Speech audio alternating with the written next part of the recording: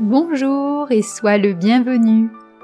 Aujourd'hui, je te raconte l'histoire « Trop de chocolat pour Marlon », une création originale de Mel, conteuse curieuse. N'oublie pas de t'abonner et aimer cette vidéo afin de soutenir la chaîne et ne pas rater la prochaine histoire. Un beau matin, dans un sous-bois baigné de lumière et rempli du doux parfum des fleurs, Marlon, un petit hérisson, s'éveillait doucement. La rosée perlait sur les brins d'herbe et l'odeur des feuilles humides emplissait l'air. Ce jour-là, comme chaque semaine, une mission importante l'attendait. Sa tournée de messager. Dans cette petite forêt, Marlon était connu pour sa détermination et son habileté à livrer les courriers en un temps record, zigzagant entre les arbres avec une vivacité qui inspirait l'admiration. Cette semaine était particulièrement chargée. Beaucoup d'animaux dans la forêt voulaient transmettre des messages à leurs proches. Le jeune hérisson, prévoyant, s'était levé tôt pour commencer sa tournée. Dans ce sous-bois, une tradition persistait depuis toujours, offrir une friandise en guise de remerciement aux messagers. Si Marlon appréciait ces petites attentions, il était loin d'imaginer ce qui l'attendait aujourd'hui. Après avoir pris tous ses courriers, il entama sa journée. La première halte était chez Roger, le raton laveur, qui vivait près du ruisseau. « Ah, Marlon !» s'exclama-t-il en recevant sa lettre. « Merci pour tout ce que tu fais. Tiens, voilà un chocolat maison à la pistache. Tu m'en diras des nouvelles. » Marlon accepta avec plaisir, et il ne résista pas longtemps. Dès qu'il repartit, il posa son courrier quelques instants et dévora le chocolat. Il fondait en bouche, et sa douce chaleur sucrée le combla de bonheur. Sa tournée continua, et à chaque maison, c'était la même histoire. Chez Mimi, la martre, il reçut un praliné aux noisettes. Chez Lucien, le lièvre, des truffes saupoudrées de cacao. Partout où il passait, les animaux lui tendaient des friandises avec un sourire reconnaissant. Et Marlon, incapable de résister, les mangeait au fur et à mesure. À midi, alors qu'il s'accordait une pause bien méritée sous un grand chêne, il ressentit une légère lourdeur dans son ventre. Mais l'idée qu'il restait encore tant de chocolat à découvrir l'empêcha de s'inquiéter. L'après-midi commença, et à chaque pas, le ventre de Marlon semblait devenir un peu plus lourd. Lorsqu'il arriva chez Ginette, la chouette, perché dans son arbre favori, il faillit refuser son chocolat épicé. Mais sa gourmandise prit le dessus et il l'accepta. Sur le chemin de la prochaine livraison, il commença à ressentir les conséquences de sa gourmandise. Le simple fait de monter et descendre les collines devenait un supplice. Au fil des heures, le petit hérisson, autrefois si rapide, ralentissait. Les retards s'accumulaient et pire encore, le mal de ventre s'intensifiait, lui coupant parfois le souffle. En fin d'après-midi, Marlon se trouva au pied d'une zone à l'accès difficile et rocailleux, pour atteindre le terrier des lapins. Il avança quelques mètres, trébucha et glissa sur le dos en lâchant son courrier. Ouille, je n'y arriverai jamais, murmura-t-il, découragé. C'est alors qu'un battement d'ailes familier résonna dans l'air. Picot, le pic-et-pêche, qui était messager pour les longues distances, apparut sur une branche. Apercevant son ami en difficulté, il descendit rapidement. « Marlon, tu as l'air exténué. Que se passe-t-il » demanda-t-il avec inquiétude. Rougissant, Marlon avoua. « J'ai mangé trop de chocolat et maintenant je n'arrive plus à terminer ma tournée. Je ne voulais pas décevoir les animaux en refusant leurs cadeaux et j'avoue, je suis un peu trop gourmand. » Picot hocha la tête avec un sourire compatissant. « Ne t'inquiète pas, je vais t'aider. Ensemble, nous irons plus vite. Je vais prendre les destinations les plus éloignées. Occupe-toi juste de celles les plus proches.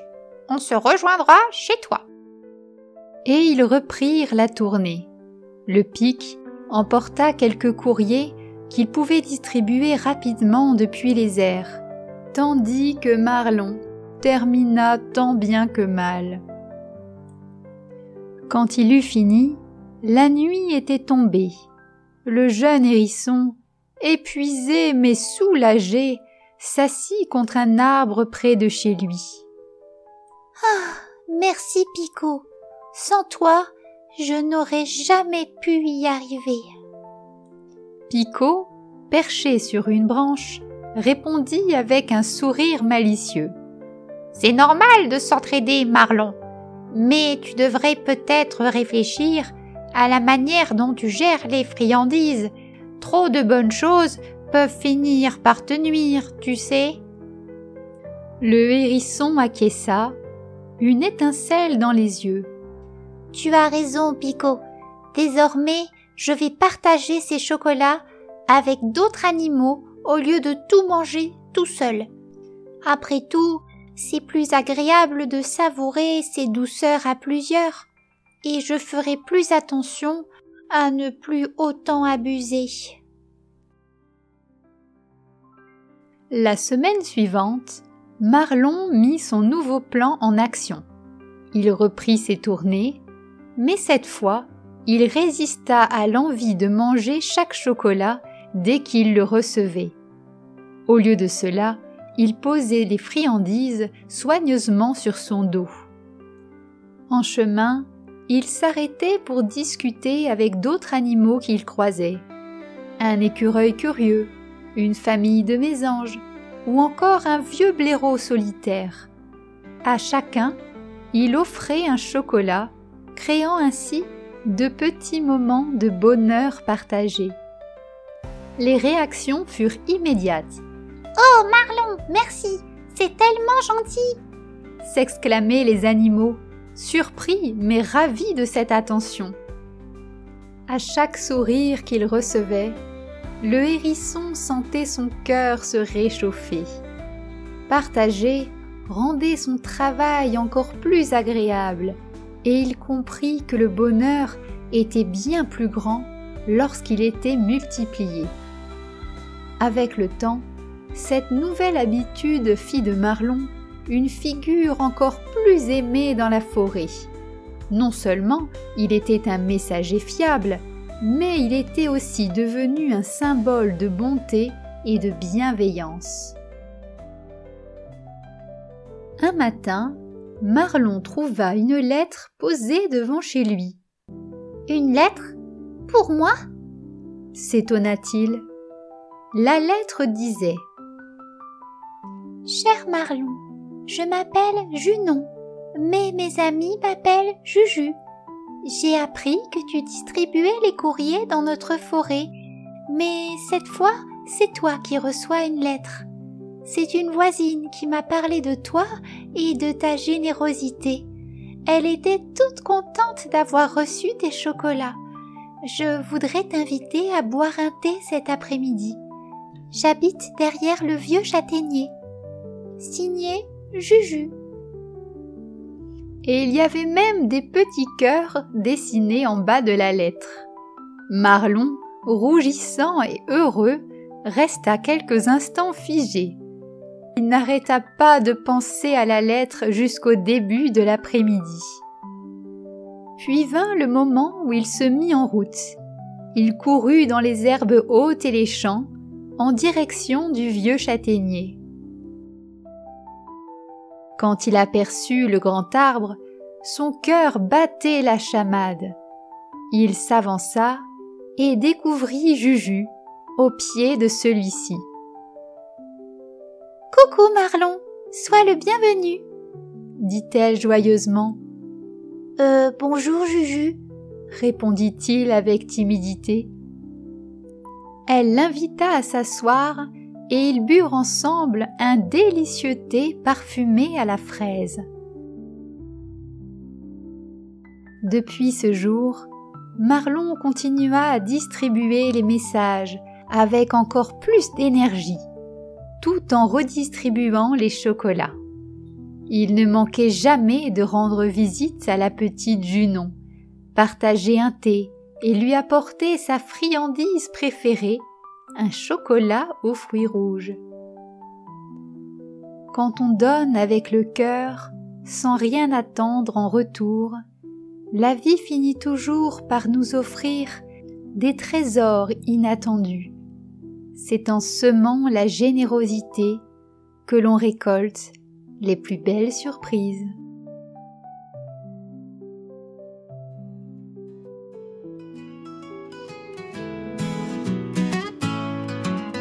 Dans le sous-bois, il remplit sa mission, distribuer chaque semaine des courriers à foison. Chaque animal de chaque foyer offrait du chocolat et des douceurs sucrées. Ils mangeaient tout sans se poser de questions, mais pourtant il aurait dû faire attention.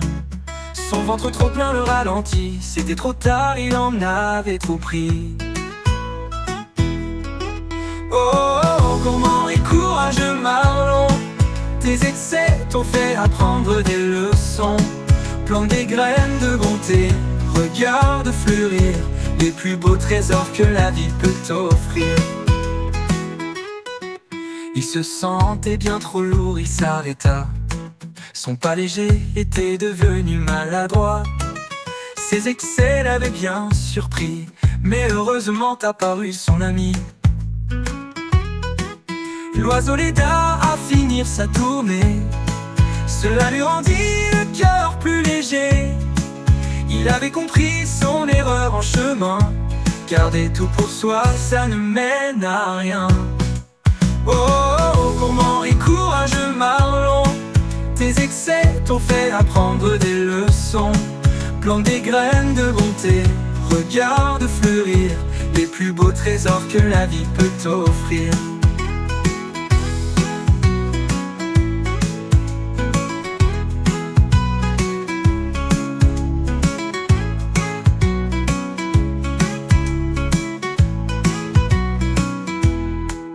Chaque chocolat il le partagea à beaucoup d'animaux du bois. Il reçut bien plus qu'il n'avait donné, des sourires, du bonheur et de l'amitié. Grâce à son geste, il avait touché le cœur d'une amie inattendue, pleine de douceur. Il avait reçu à son tour une lettre, sous le châtaignier, un rendez-vous champêtre. Oh, gourmand et courageux Marlon, tes excès t'ont fait apprendre des leçons. Plante des graines de bonté, regarde fleurir les plus beaux trésors que la vie peut t'offrir. Un petit geste peut tout transformer, une joie inattendue et partagée. Faire des meilleurs choix à chaque instant et recevoir le cadeau d'un amour naissant. Oh, gourmand et courageux Marlon, tes excès t'ont fait apprendre des leçons. Plante des graines de bonté, fais-les grandir et offre à tout ce que ton cœur peut t'offrir.